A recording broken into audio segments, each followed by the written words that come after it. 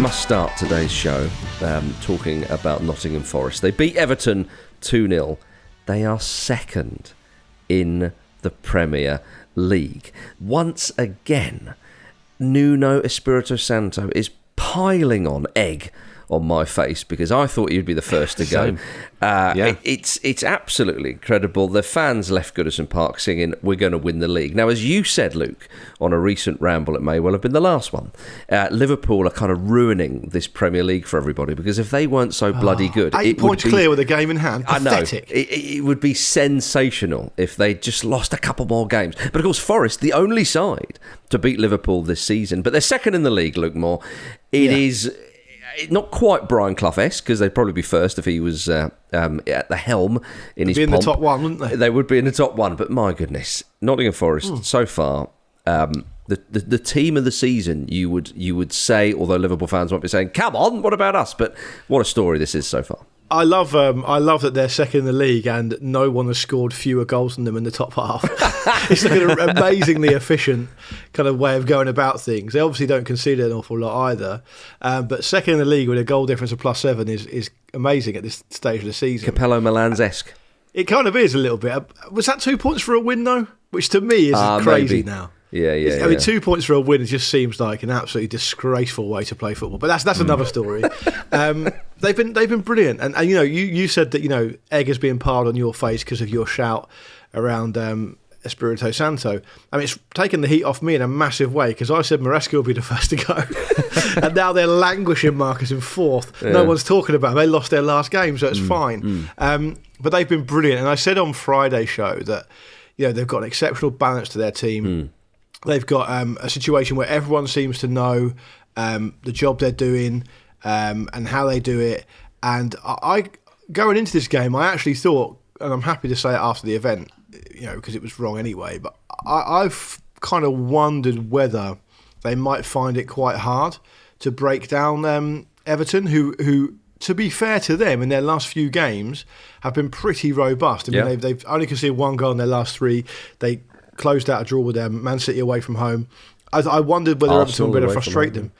But the combination of, and this is a kind of extrapolation of what I was saying on Friday, the way that the wide forward players drag the play out and the way that Chris Wood is hustle and bustle and does that proper old-fashioned centre-forward work, almost like a peak Mikel Antonio, but with added goals, means that he can free up Morgan Gibbs-White, who again was absolutely sensational against Everton. He has all the space in the world to do his thing. It's very difficult to pick up. He operates in those areas where, if you look at, say, Branthwaite and Tarkowski, now both defenders at different stages of their career, but both defenders of a certain type who, dare I say, aren't going to feel that comfortable following Gibbs-White around, and nor should they be. And then what you're looking at is you're going to need someone like Doucouré or Gay to have a really good game, keeping them quiet. And just neither of those things happened, and Forest were able to capitalise. But they're like a great team, and I think also they've got no other kind of responsibilities between now and the end of the season, which should be really exciting for Forest fans. They've got Luton at home in the cup. That's basically it. So. I'm not quite saying they're on the verge of something special, Marcus, because that's your job. But I would be very, very excited if I was a Forest fan. Go on the tricky trees. That's what I say. Absolutely. Jim, Luke described Chris Wood there as a peak Mikel Antonio with added goals. Well, I would go with the BBC in pushing that a bit further out, because somebody at the BBC described him as Christian Vieri-esque. That's nice. That's the sign of a brave broadcaster, that. And I think braver than me. Yeah. But you can see that, though. The size of the guy and all that kind of stuff. But that goal he scored against Everton, it was absolutely delightful. Lovely volleyed lob. It was a volleyed lob, wasn't it? A vlob. Yeah, how often do you see those? It was a beautiful, beautiful goal to round off, yet again, a really kind of complete forward performance from him. One of the things I really love about Forest, because as we've already touched on, it's kind of amazing that they're doing this with such low possession. Because you see teams play like that a lot, but rarely with this much success. But when they do kind of take charge of the ball and kind of launch an attack, they really sort of take charge of the match. There's a real sort of authority to them. And what I love about them at the moment is they look like a team who know they're good. Yes. And it's a very simple thing, but confidence in football is a really changeable thing. And outside of the usual suspects, the teams that are used to winning every week, you don't necessarily see that many teams have that kind of swagger about them. Mm-hmm. But Forest at the moment, they're riding the crest of this wave. It's almost like they've got very comfortable with the idea that they are up in this part of the table, and they just want to see how far they can take it very clearly. It's like, as you say, there's sort of nothing to lose. They've got very little on their plate compared to the teams they're up there competing with. You just wonder how far they can take it, and they do look like a team who will be able to keep the momentum going because they're just enjoying it so much, and they play in this way that no one can seem to figure out. I think probably the main negative from the weekend is, of course, losing Murillo. I don't know how long he's going to be out for, so hopefully it won't be very, very long. But it didn't affect them against Everton.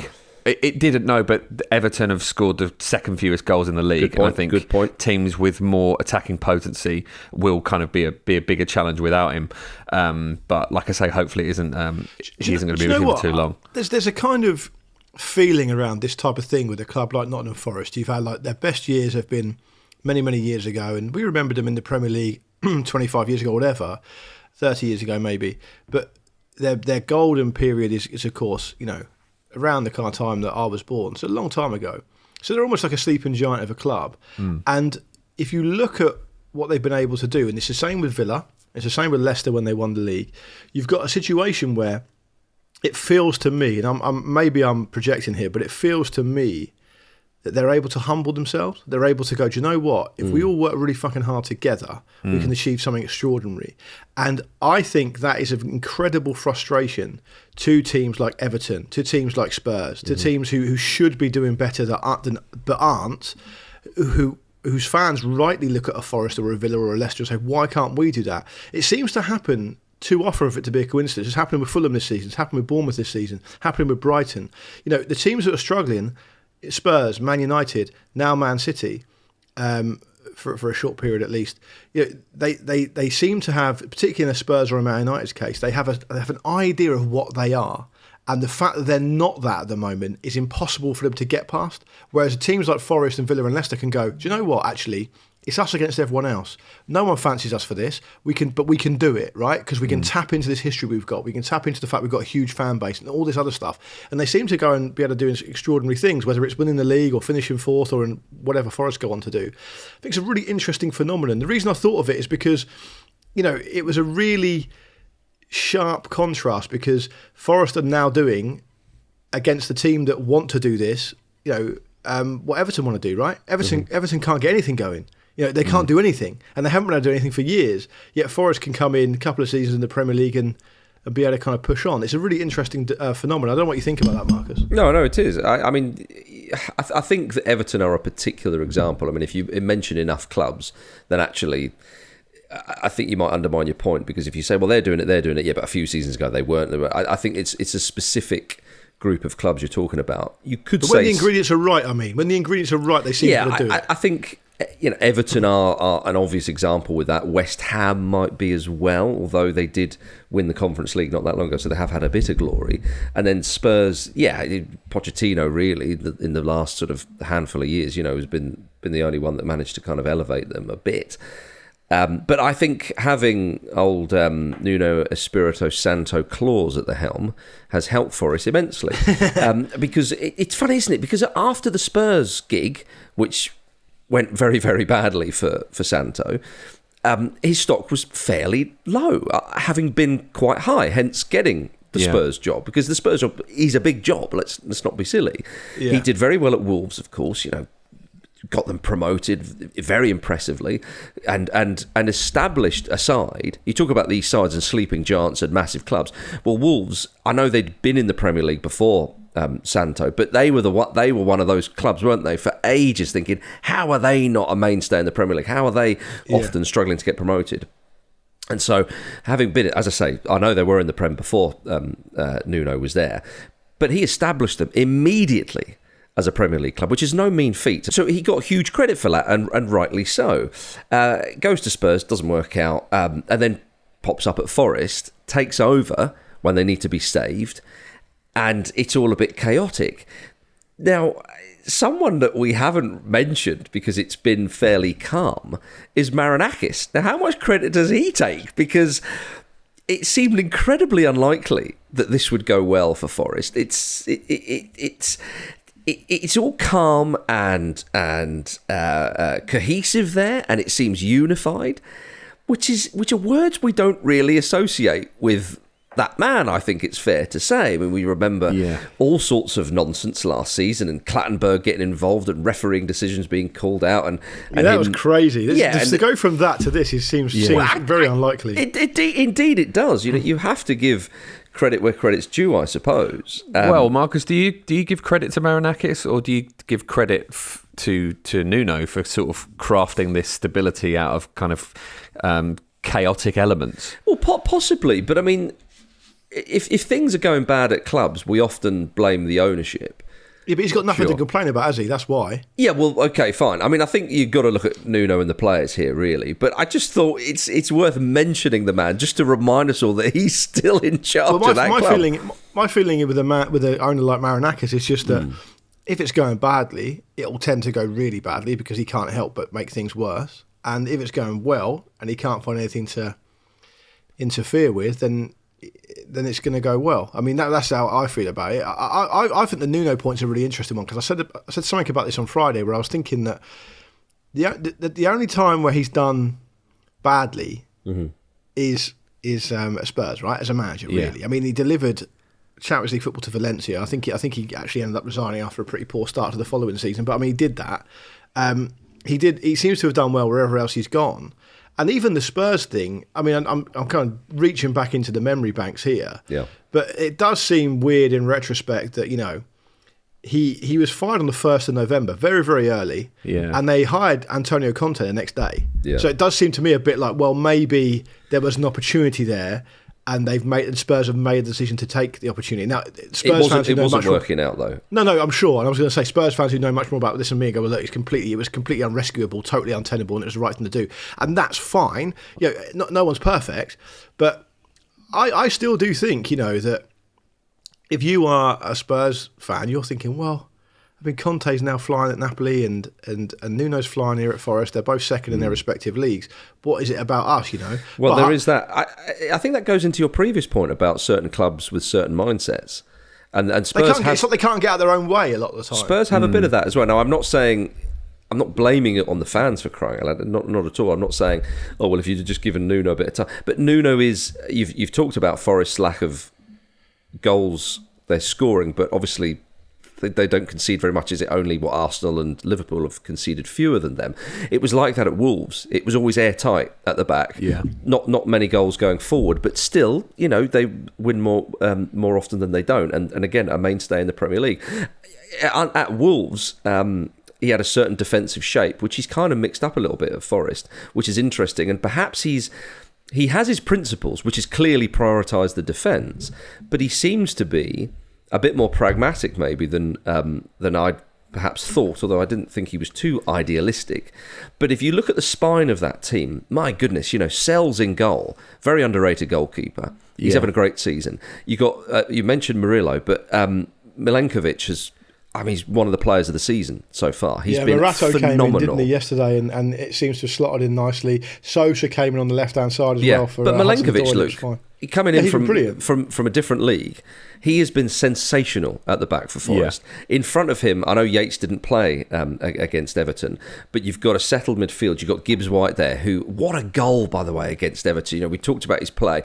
Just the way, to stick one past England's number one at the moment, you've got to be good.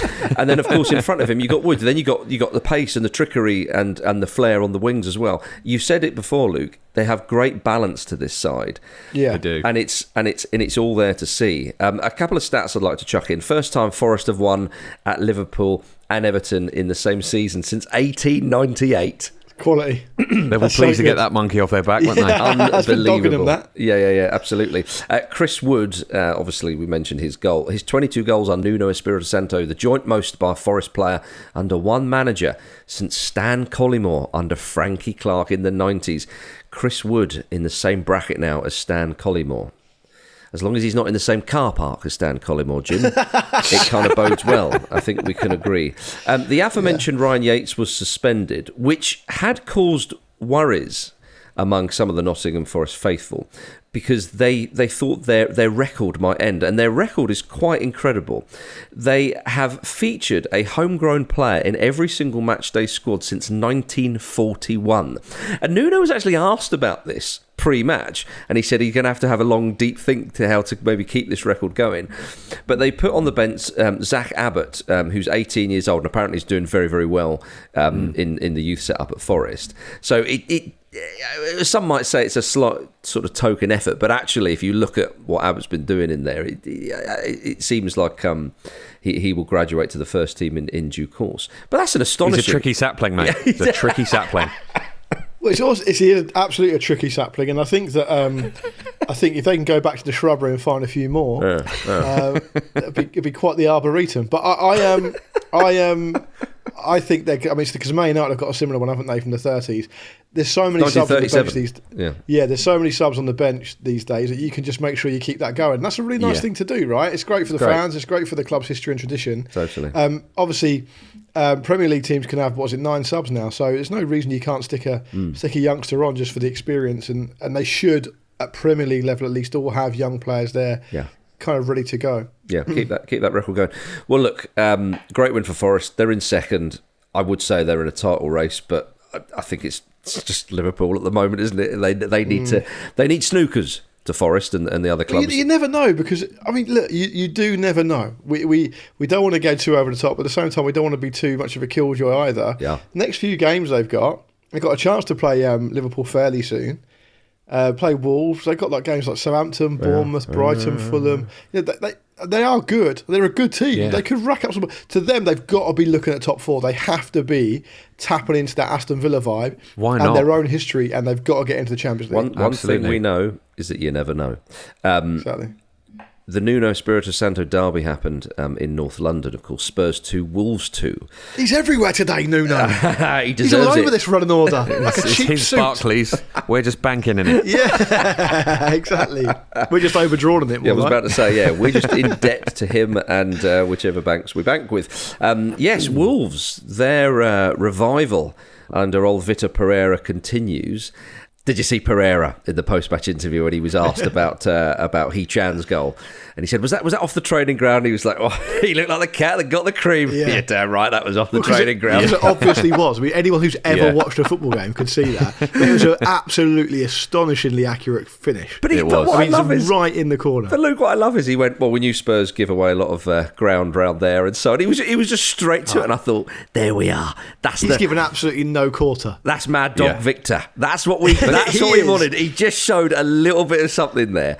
He's absolute Tom Berenger in Platoon. Yeah. He just loves it. He just loves being in the thick of it. Some people aren't built for the real world. I love that he's this much fun when it's going well. Yeah. Oh, it's going to be even better when than it turns a corner a little bit and when they're under a little bit of pressure. I'm really looking forward to see how he reacts to that as well. Yeah, because anyone can go. Given what we can see about the man, yes, exactly. Anyone can go to Spurs and do well.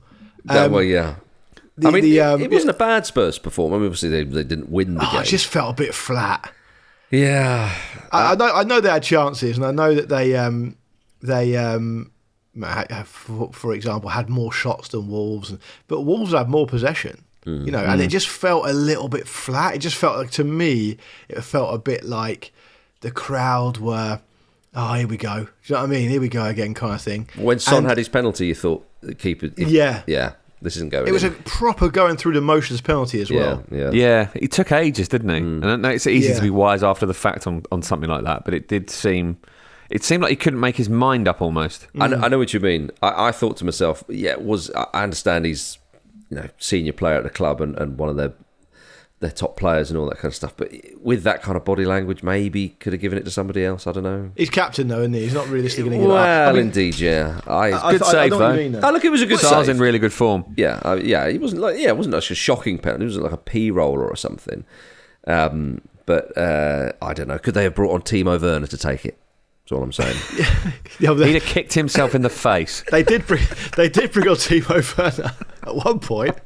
Sadly, it wasn't to any kind of fruition whatsoever. But I think I don't know. Spurs have got so many. They got a lot of defensive players out. It's all very predictable, and I think that there's a chance it could get even worse for Spurs, chiefly because they seem to be so one-dimensional. They play in the same way, and as we've seen in the Premier League over and over again, and to be honest, it could come back to haunt Nottingham Forest as well. Other teams in the Premier League just work you out in the second half of the season. Yeah. So the second games between the teams tend to be quite different on more than a few occasions. And if that's the case, then it doesn't bode well for them because they've got key players missing. They're so predictable, and you know, they can't seem to put together any kind of control of a game. And do you know what? I'd even say, fine to say that, you know, Romero and Van der Ven and, you know, Vicario are all out, and obviously Porro was back yesterday. But the reality is they couldn't control games and not concede goals when they had those players back. It just seems to be a pure symptom of how they play. And I know that they probably had the best of it against Wolves on balance, but it was nothing at all surprising about Wolves scoring late on. I mean, it's just and the reaction to it in the crowd seemed to be really interesting for me from the outside looking in. It was like the Spurs fans, they weren't even. I mean, they were pissed off, but it's like, oh well, obviously that's going to happen because we can't fucking stop people scoring. We cannot do it. There was a big kind of wide corridor for Strand Larsen to get into. I was surprised by how much space he had that late in the game, and I think that's the issue, isn't it? Obviously, the personnel situation remains a problem, and I think Fraser Forster should have done better on that shot. Textbook and finish though, Jim, isn't it, Marcus? From that angle from the striker. Lovely. You've got to lift it. You've got to smash it into the roof from that angle. Sure, but he's very late reacting to it, isn't it? I suppose it's, again, easy for me to say, but it does seem to be that, as you say, this is kind of the case. Whoever is there, and the game management is something they need to look at. Surely you just tighten up in that situation. He doesn't believe. I mean, he doesn't believe. Well, I mean, he's not said this directly, but he's said pretty much everything else. He doesn't believe in game management. Yeah. He believes in playing a certain way. He said it before. It's just who we are, and he keeps saying the same things. And ultimately, as I said before, it's going to cost him his job. Well, I would agree with you. I mean, after that comment he made when they beat Manchester United 4-3 in the Cup. Then he kind of grinned and went, "Were you not entertained, mate?" I feel now that a reporter is duty bound, whoever's first on the scene with old Ange, to say after a game like that and go, "Well, Ange, we were entertained. Is that what you wanted?" Yeah, I think also. Sorry, Jim. I'm just going to say that, you know, they've got a game next where Newcastle come to town, and Newcastle are super intense and in really good form. Well, they've picked it up, haven't they?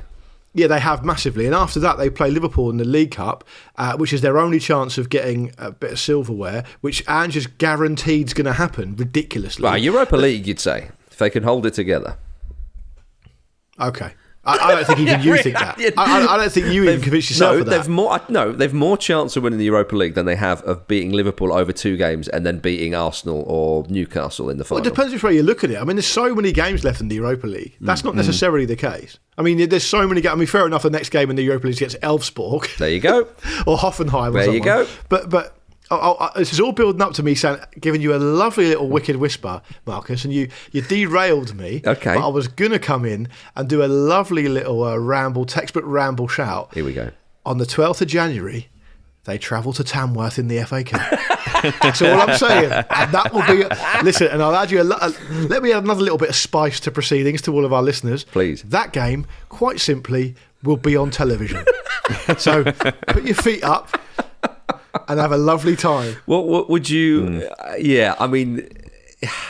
There is that one. There's also the small matter of Manchester City playing Salford City. Yeah, great. That's great as well. I mean, we'll get to Man City in a bit, please. I'll That's just what the third round... Marcus, the third round of the FA Cup is beauty because you get so much football over Christmas and you really enjoy it. Yeah. And you think, oh, that's a shame it's gone now. January can be a bit depressing, a bit kind of damp and dark. And then all of a sudden, you get games like this.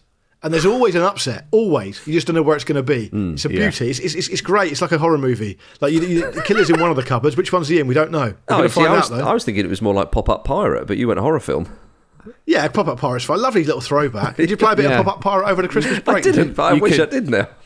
You could make a horror version of Pop-Up Pirate. You can have it all. There's so many versions of Pop-Up Pirate, which is basically the same game, but a different format, because you've got the one where you have to take the teeth out the crocodile. Oh. You've got the one where you have to take the teeth out the shark, and blimey. you've got Buckaroo. All the same game, just different modes. That's crazy. I'm more sticking knives into a barrel. I know you are. But anyway, back to Pop-Up Pirate. That should be my tradition, being from Portsmouth. It really should Stick be. him in the barrel with a hose pipe on him. Just to wrestle it back to Spurs very, very briefly, because I think it's really important that we address the balance on them, because there was a number of years ago under Pochettino, Spurs fans everywhere were massive fans of saying across the calendar year we had more points than anyone, and if you take the year from January to December, we were the best team, to which everyone else with a brain in their head was like, well, that doesn't make any difference whatsoever, but thanks for pointing it out. Is it worth then, in return, those Spurs fans completely acknowledging that in the year 2024, calendar year, which they're a fan of apparently, they have fallen 1-0 behind in 15 Premier League home games, which is the most of any club ever in the history of English football in a single calendar year. So if you want it one way, you've got to take it the other as well. You're not entertained, mate. Exactly. Coming up after this, Liverpool continue to do their thing, and Man City finally won a game. It'll never last. Everything went wrong for him in the second half. I just can't stop thinking about the film Space Jam. Thanks to friend of the Ramble, T.O., for sending us that clip. You can become a friend of the Ramble too by heading over to patreon.com/Football Ramble. You'll get access to the Discord where you can chat with us and other Ramble listeners and get ad-free episodes of the Ramble up front and on the continent, all for just $5 a month. You'll also get an extended version of every Wednesday Ramble. However, this Wednesday is New Year's Day. We'll be bringing you a bonus extended Ramble today instead. To listen, just head to patreon.com/Football Ramble to sign up now. Gentlemen, West Ham United 0, Liverpool 5. Ooh, blimey. Yeah, it was pretty good, wasn't it? I think we're at the point now where we sort of have to acknowledge that this is the best Mo Salah has ever been. The form he's in is ridiculous. We already know he's an all-time Premier League great. We've already seen him win everything and achieve incredible things and kind of dazzle us with individual moments. But in this one game, he looked like a man with unlimited energy. He looks like a man playing in a lucid dream. Like he can just do whatever he decides to do to anyone, for himself, for his team. Just the both of his assists had moments of magic in them. The goal was really clinical. His movement was just impossible to deal with all game. It's just absolutely phenomenal. It's an interesting angle, Jim. Luke, I put it to you. He should have had a hat-trick. He should have. He'd be kicking himself. And that's quite simply why Liverpool won't give him another contract. I agree with Jim. The only season that is comparable to how he's doing right now is his first season at Liverpool, where they end up coming fourth. I think he scored 44 goals in all competitions, 32 league goals. I mean, he's on course for more than that at the moment. Obviously, depends whether he stays fit because he's a little bit older now. But he's been absolutely unplayable. He really has. And I feel for West Ham to an extent because they haven't been too bad in the last few games, and they were looking like things were coming to fruition. Maybe they're playing a slightly different way to Lopetegui's predecessor. It's kind of what West Ham fans wanted, and then with this, it's just stopped them in their tracks. It's really no fault of their own because Liverpool is so dominant and so good. And actually, speaking of Salah having a hat-trick, it actually could have been a lot worse for West Ham. Areola made a couple of really good early saves. They could have scored a couple of times before they opened the scoring, which wasn't until half an hour in. I mean, Gakpo put one on for Salah. It was a good save. Salah put one back on for Gakpo. Couldn't quite get his head on it. There was loads of opportunities for them to score more. And for a team to go away from home against a team who have been in pretty decent form and have something like 22 shots and just dominate totally is amazing. And I would just add finally that whether we like it or not, and I don't particularly like it because I'd prefer it to be a bit more competitive, we're basically looking at the Premier League winners now, I think. I think it's very, very difficult to argue that because even if, say, Arsenal continue their current form, because on the form table, Arsenal are doing the same as Liverpool, right? It's the same form table exactly, but they just can't make it. They're still 9 points behind. They can't make up enough ground. Chelsea aren't going to be consistent enough. Forest are going to drop away. Man City are done in terms of this Premier League. So unfortunately for fans of a competitive Premier League, it's a Liverpool title, I think. But I would also add, finally, off the back of that, part of me is very happy for them because I think they deserved more than one Premier League title in that battle they had with City over those years, and it felt like Man City won it, and that's fine, but it felt to me like it would have been a bit more even-handed if Liverpool had picked up one more Premier League, and they didn't. So if they get one now, good for them. Just in the interest of balance there, Luke, when you say that's Man City won it, that's fine. Obviously, we'll find out in due course whether it was fine. At the moment, it's fine, Marcus. Yeah, Jim, you were going to say. Actually, Liverpool might have won loads of titles. Yeah, in the same way that the fire is very much contained in the kitchen at the moment, the house in structure integrity is fine for now. We shall see what oxygen gets poured on it later. Yeah. I think what I was going to say was that obviously it kind of gets forgotten now because it was a while ago, but Liverpool winning that first title in 30 years or whatever it was at the time was a brilliant thing. But it was the COVID season, and they weren't able to do it in front of their fans. So it seems almost fitting that if Klopp couldn't do it in his last season, his or his successor rather can do it in the next season with a team essentially entirely made up of his signings. So yeah, it's hard kind of not to put yourself in the shoes of those Liverpool fans and think it must be an absolutely phenomenal thing to be enjoying. I think you're right. The idea of them dropping, at least 10 points seems. I mean, even that seems fanciful. They might do it, but everyone else has to be perfect to take advantage of them dropping that many points. It just doesn't seem like it's very likely, does it? I think that's the other point, isn't it? That people often forget. Well, if they lose a few games, well, Arsenal have to be perfect, and I think Arsenal would be the only side for me that could catch them. But again, the way Liverpool are going about the business, the idea there's a lot to do. Yeah, the only thing that's possible, if you want to look to find an angle, which we should do because it's a football chat show, is that there's a bit of an unknown about it. Is that no one knows much about Slot. No one knows how he deals with a setback. Really, I mean, they lost one game very early in the season to Forest. Fine, but if they were to have a couple of duff results, like for example. This is obviously never going to happen, so just instantly forget I've said it. If they lose at home to United for something next, and it's a bit of a game they're expected to win, and people think, hang on a minute, and then they don't do what they're supposed to do in the League Cup or something in the semi-final. It'll be interesting to see how he responds. But even if that does happen, which seems very unlikely, you'd back him to. But I think that's why he's been handpicked, Luke, because I think the owners of Liverpool and whoever was involved in the hiring process. Often people might think, let's go like for like or something like that. Slot is such a cool, calm head that he comes in and goes, okay, this is what Klopp built, right enough. Okay, I'm just going to start plodding along and then we'll pick up the pace. And you think about those early games in the Premier League season, we were all saying, they're getting results. They've not been brilliant. They've not been great, but they've been all right. They've been fairly solid. And he's built from that. If they hit the ground running when he got there, and they were going hell for leather, and it continued, you might think, there might be a drop-off soon. But the fact is, they warmed up, and now they're in gear. And I think that bodes very, very well for them. It does. And I think also what bodes well, you're talking about Salah, bringing it back full circle and going back to him again. West Ham have been okay recently. If you look at the players they've got lining up on the left side of the fence, you've got Aaron Wan-Bissaka, who I think has been one of West Ham's better players this season. I think he's been brilliant, yeah. And he's a brilliant one-on-one defender. And Max Kilman, who's like an ever-present, expensive, seasoned, mature senior pro centre-back in the Premier League, and they were both torn to pieces by Salah. Yeah. Like they couldn't deal with him whatsoever. That set up for Kakpo's goal. Yeah. That little bit, it's a shame that he couldn't get on the end of it himself and score, because I think we'd be talking about that maybe in Dennis Bergkamp type terms, Yeah, it was amazing. But what a lovely setup it was. And we should say, by the way, that both sides ensured that our latest charity bet builder came in with LiveScore Bet.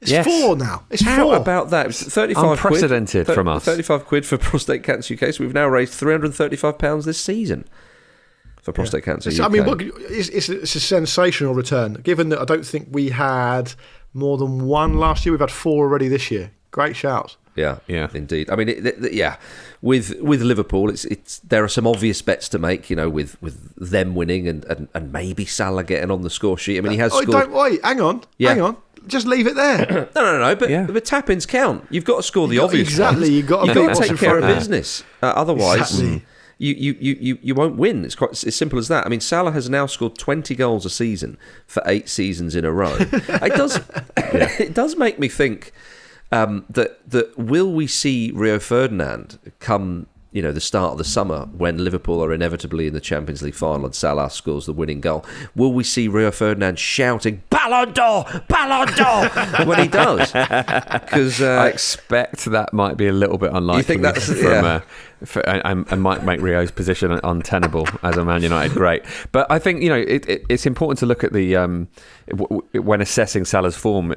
Important to look at the assists as well, because he's right up there with his best returns from a season already, like absolutely flying. I think a lot of that is something that Slot's doing with Luis Diaz and Cody Gakpo. I love the way he's deploying them both, because Diaz is nominally starting on the team sheet in the middle, but the two of them are kind of rotating between the kind of centre forward position and the left side of it constantly within a game, which must be an absolute nightmare to deal with. Yeah. So you essentially don't know who you're picking up. Yeah. They've both got so much quality, both can play both positions really, really well. I think obviously that's giving Salah more options, and they are an almost kind of like, it's like a whirlwind in a very literal way, the way they move. What was highlighted on Match of the Day, wasn't it, that they have so many runners going in behind. Yeah. And that is so hard to defend against, which is evidently the case with West Ham, getting 5 pumped past them. Just a quick honourable mention for Mohamed Kudus, by the way, who, West Ham themselves on another day might have scored a couple of goals. They were a bit unlucky.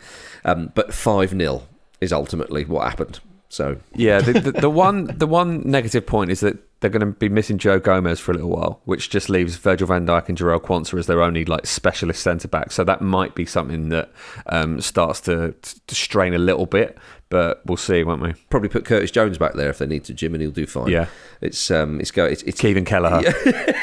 Yeah, exactly. That's the way it's going for them, you have to say. Well, their old rivals for the Premier League title, Manchester City, did finally win a match. They beat Leicester City 2-0 in Leicester, and it was unconvincing. I thought, we're on for another one here, isn't it? Pep Guardiola said after the game, "This will cleanse our souls." So you must have watched a different game to me, pal. Yeah. Because your souls look very dirty still. Indeed. Just their second win in their last 10 Premier League games. Jamie Vardy had a few chances to ruin the party, but he couldn't quite take it, Jim. It was frustrating, wasn't it? Because that had a big old... That really felt like there was some narrative about to drop all over that pitch, but it wasn't to be, sadly. But you can see that teams feel emboldened when they play City now, and a lot of it is... I think some of it's psychological. A lot of it is about how City just leave a lot more space now, and all over the pitch, really. You can essentially, you have more opportunities to hurt them. And Leicester played this like a game they thought they were going to win, even when they were 1-0 down, and they really looked like they would get back into it. And I think it's interesting, isn't it? Because teams used to approach them with essentially damage limitation in mind, and they've kind of lost the game before they even step onto the pitch. That has completely gone now, and they don't fear having a go. Teams look at City and think, we've got nothing to lose here, which is interesting because that's always been the case, isn't it? Nothing's actually changed in terms of what the stakes are. But it's very, very interesting to see a team who are probably going to get relegated think, you know what, we can have this. Jim, are you pleased that Erling Haaland finally scored? That he was happy. Yeah, I was really worried about him. I'm about to sleep a wink. He was delighted, wasn't he? I mean, perhaps you're more pleased that a Canadian TV broadcaster showed a graphic with his goals scored before and after he told Mikel Arteta to stay humble. So goals scored before that comment, 10 goals in 5 games. After the comment, 3 goals in 12 games. Wow. So maybe learning a bit of humility helped him to. There was also some video footage I saw of when he missed a penalty against Everton, didn't he? And before Pickford he took it. Okay, fine. Sorry, England's glorious Jordan Pickford. Thank you. Did an unforgettable save off Erling Haaland from the penalty spot. Marcus, sorry, I should have read the script that was written for me. Yep. And before he takes it, Seamus Coleman's right up in his grill going, "Stay humble, yeah, stay humble." Yes. Really? Stay humble. I didn't see that. It's really, it seems to have affected the whole footballer community. I hope he gets it every game. Yeah, I'm sure he does. I do think from a City perspective, if you were looking at this game thinking what's the best way we can put this right, I think a goal for Savinho is what you want because he really needs that. He's been good, hasn't he? But he's not been that effective in terms of his output. And a goal for Haaland, obviously, you would want as well because you need to get him back amongst the goals. And a convincing clean my sheet. take, Marcus. Sorry, my take is just that they're lucky they were playing Leicester. Yeah. Because Leicester couldn't make it happen. Leicester had the lion's share of the play when they're 1-0 down, and they should have scored. And if they had scored, it would have got super interesting. Well, they shouldn't have lost the game. And exactly. And the first time I've ever said this, I think, under Pep's Man City, is they scored a goal against the run of play. Yeah. Like they basically picked off Leicester to go 2-0 up and basically settle the game. Yeah. And it could have been so different. Vardy was busy. You could tell Vardy was desperate to score. Yeah. In fact, he was probably trying a bit too hard. I thought Mavididi was really bright as well. He kind of and Buonanotte was unlucky not to score as well. So there was a kind of it could have been a different story, but then having said that, you've got to be balanced. You can't take it away from Man City because they won the game and they were desperate for a win and they would have taken a win any way, shape or form, but it didn't look convincing at all. And I don't think we've learned anything along the lines of, Man City have turned the corner or whatever. I still expect the game against West Ham to be super interesting. Yes. Indeed, could just be what West Ham need. Pick me up after that Liverpool loss. Imagine that. Coming up after this, Cristiano Ronaldo compares Manchester United to an aquarium. Gentlemen, before we get to tonight's games and Manchester United, I just want to say that I was at Fulham 2, Bournemouth 2. Very impressed with Bournemouth. I know they scored right at the end, but they did dominate. Lovely finish as well, wasn't it? Beautiful finish from Ouattara. Very composed, I have to say. A lovely finish from Evan Nielsen as well. And lovely finishes from Jimenez and Wilson too. My goodness, what a game it was. It was a shame for Fulham because actually that last minute equaliser comes about because Issa Diop gives the ball away, right? Yeah, it does. But I think on the... I mean, a bit of lapse of concentration. Iraola said that if you take the whole game into account, he said he felt they shaded it. And he may well have a point there. I mean, Fulham did well to come back into it. But I was really impressed with Bournemouth and I was really eager to see them this season. I mean, they're sixths. Now, depending on what Newcastle do tonight, it is very possible at the halfway stage of the season, they will be sixth and might drop down to seventh. That is... Nobody would have predicted that. We talk about Forest, rightly so, and they're having an incredible season. But so are Bournemouth, bearing in mind, a bit like... Nuno, Iraola took over Bournemouth when they were languishing, and people thought, well, they're probably getting relegated, and gets them into mid-table. And now look at them; they are serious contenders for European football this season. I mean, you talk about teams doing something special. It is within the realms of possibility. They clinch that fifth spot. Now, I'm projecting quite a lot there. But you're so giddy. Well, it runs in the family. I'm kind of. I mean, I should be giddy about Fulham as well. You know, they're eighth and they're doing well. But I wanted to concentrate a little bit more on Bournemouth because you can see on the pitch. You talk about Forest. They all know their jobs, all that kind of stuff. But Bournemouth have got that. They got the pressing down very well. They swarm. They have got a bit of quality. They run so hard as well. They do, and I hope for their sake they don't drop off in the second half of the season, and I don't think they will. But just the way they do it, and actually, the Fulham are pretty decent at home. They usually play on the front foot. I know they drew against Southampton, but they usually play on the front foot unless it's Arsenal or something like that. Straight away, Bournemouth pinned them back. And I thought, you can see why Bournemouth are getting results against the sides who are in the lower half or some of the mid-table teams. Really, really impressive. The away end were chanting Iraola's name for most of the game. They did exactly that, Marcus, against Man United. They kind of just blew them away with their intensity, right? Yeah. And Iraola, Bournemouth fans won't thank me for saying this, but his stock is very high, and you could imagine at the end of the season they will have to do very well to keep him there. I would say the same thing about Silva and Fulham, although slightly different situation.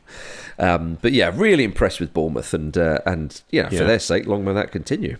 Right, tonight Ipswich face Chelsea, Villa host Brighton, and Manchester United host Newcastle United, which of course I will be with Jim giving you a Ramble Reacts after that game. So do subscribe to the Football Ramble feed to make sure you don't miss any episodes, but in particular that one, because surely there's going to be something good that happens in that game. Manchester United 0, Newcastle 3. Can't wait. Just the 3, is it, Jim? I think so. It's not going well at Manchester United, it's fair to say. Again, pretty much at the halfway point of the season, they are 14th. if Leicester had just won and Wolves had won, they would have just been a handful of points, away from the drop zone. But it's kind of ridiculous, though, isn't it? Because you look at that and think, God, how bad can this be?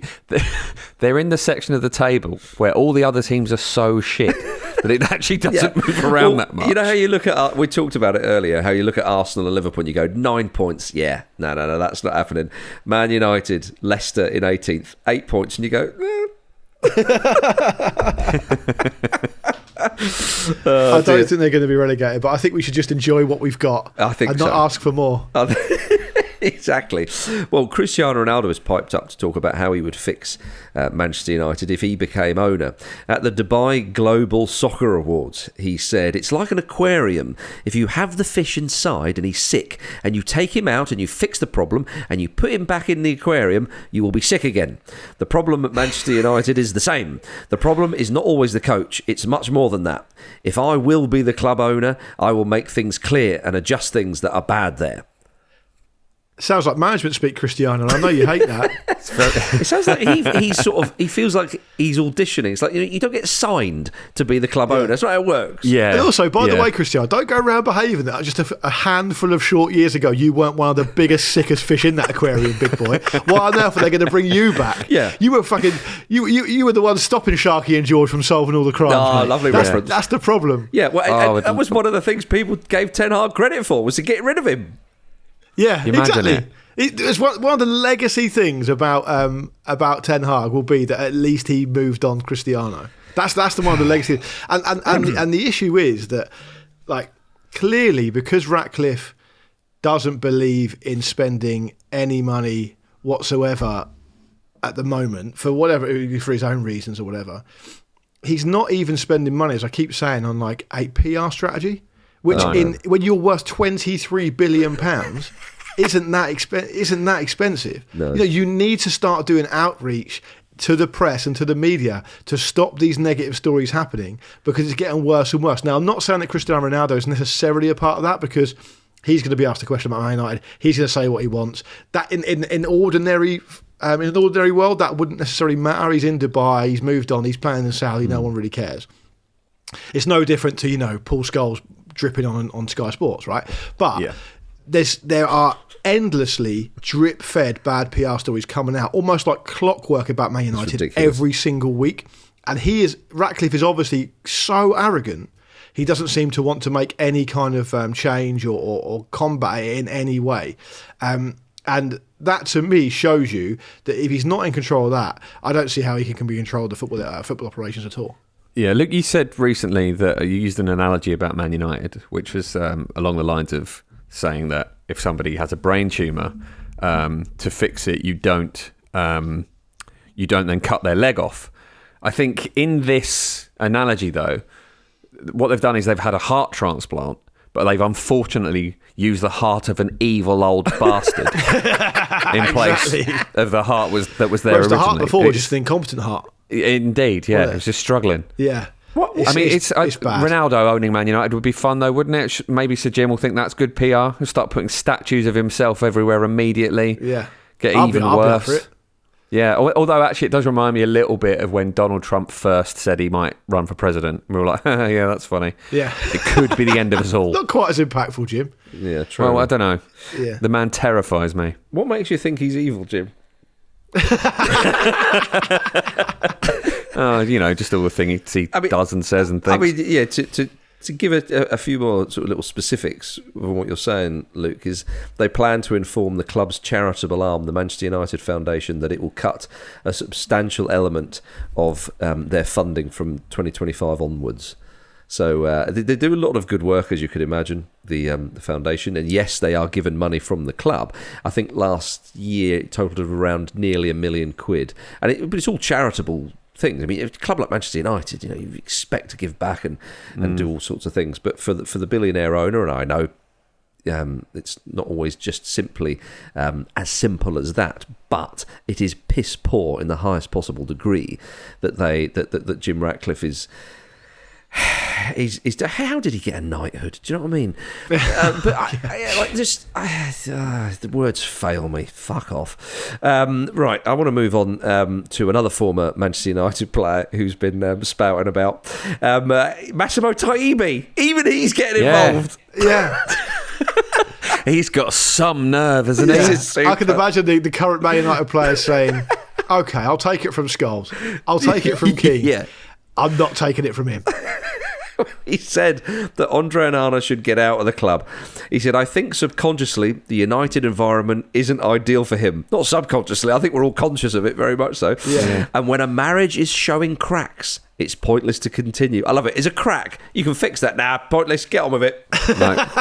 Get rid. Forget those vows. But he's right, though, isn't he? He's right because it's the environment, isn't it? Clearly, it's the environment, and you can't. There's sick fish everywhere. There's sick fish everywhere. You know, but you know what? It shows you, do. though, that a big Premier League move with presumably much more money is not for everybody. Onana was playing at Inter. He played in a Champions League final. You look at Inter this season, David Cartledge has got them down for his pick for the Champions League. Okay, in the league they're not doing great, but they're in much better shakes. And he's gone to Man United and he must be going, "Oh, bloody hell, get me back to the San Siro." I mean, it's just... he's not played... I mean, there have been occasions this season where Onana's played well. Yeah. But he's not played well for a while now. But I mean, what do you expect? What do you expect, though? I mean, he's not suddenly become a bad goalkeeper, as you say. Who can forget my legendary putting up a tent in a hurricane analogy for Ruben Amorim? Exactly. You know? The hurricane's still swirling around. It's not the big red spot on Jupiter, a permanent storm.